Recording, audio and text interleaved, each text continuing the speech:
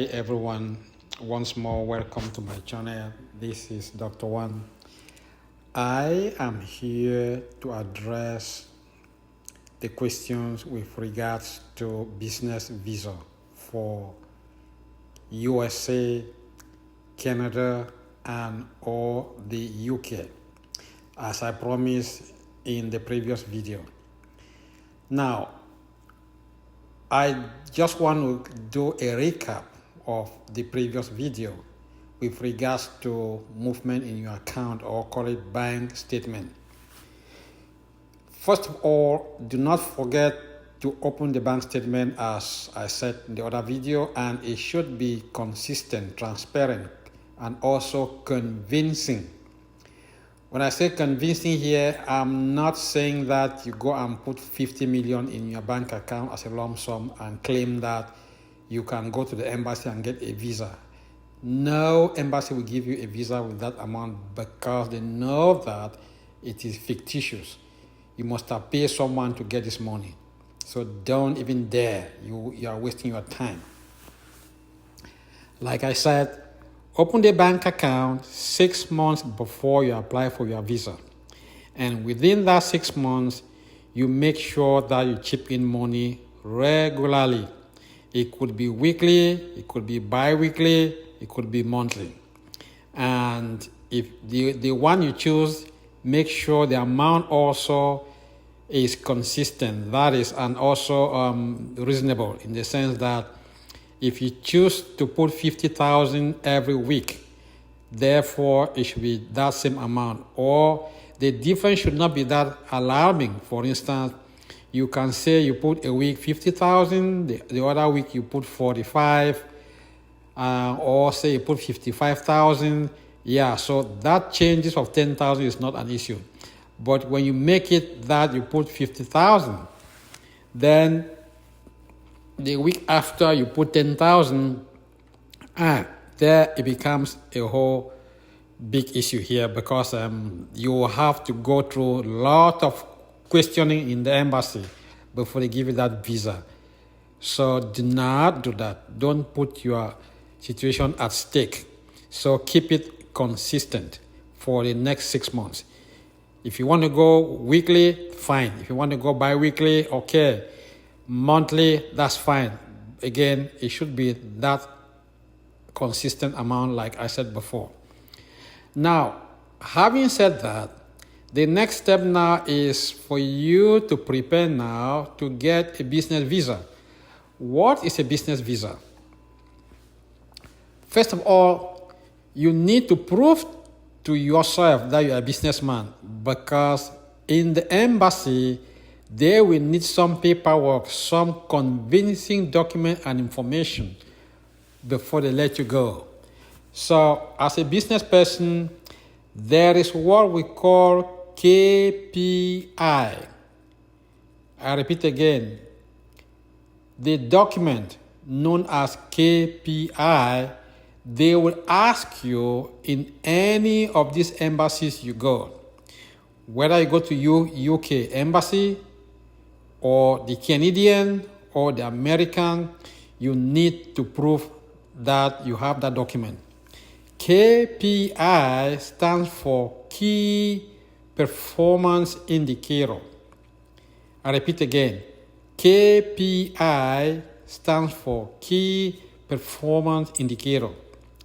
That is a document that they use for any business. It's kind of policing your employee or policing yourself with regards to your business.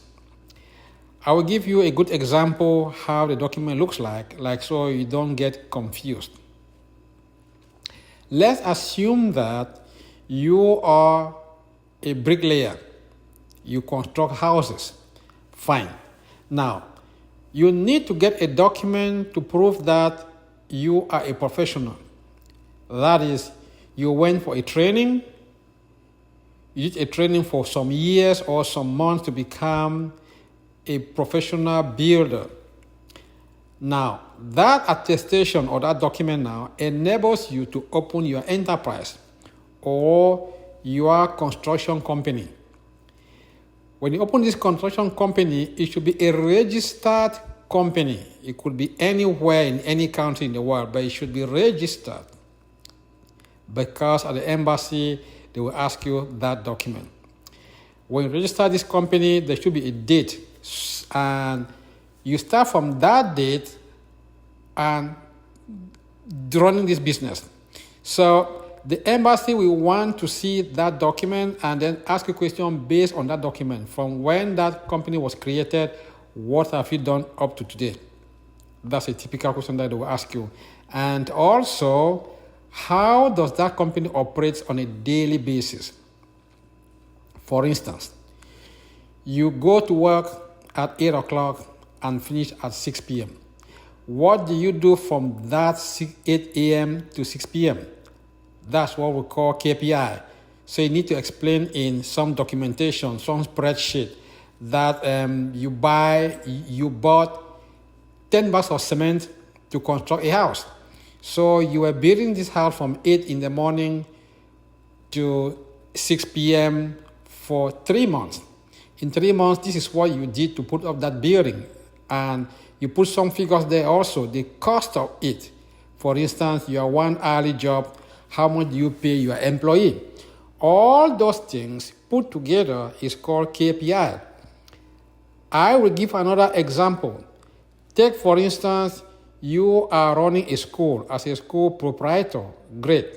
So you will need to show to the embassy some document to prove that you are an educationist, and when this school was created, and how many students are in that school, how many employees are there, the opening hour of that school, is it from 8 a.m. to 8 p.m.?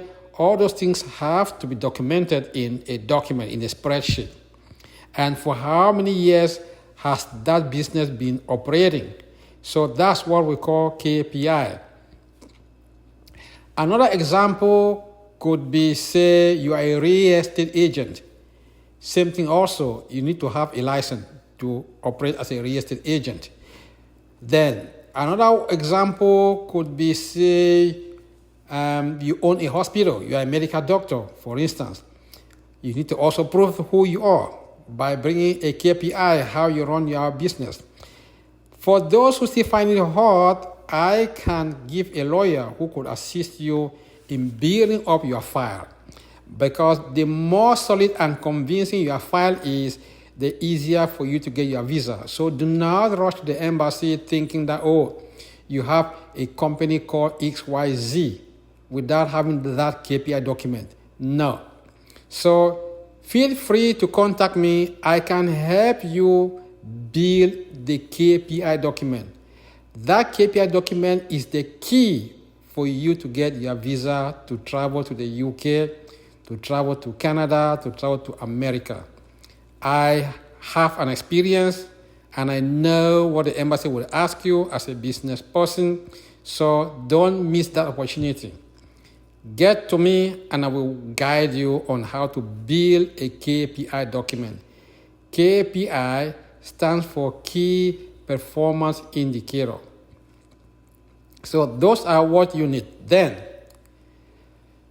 the business you are to conduct, even say in the UK or in Canada or in the US, the embassy would like to know also if you've had some communication with this company, or call it the business partner in the UK, Canada, or the US, and how have you both been communicating some transaction.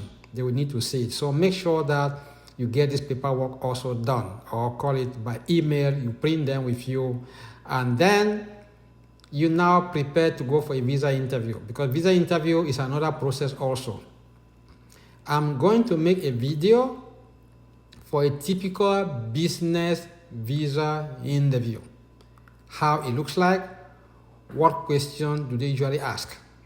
If you are a welder, whatever thing you are doing as a business to make a living, you must have a KPI. I can do that for you. Just contact me, I will walk you through, and you won't have trouble in getting your visa.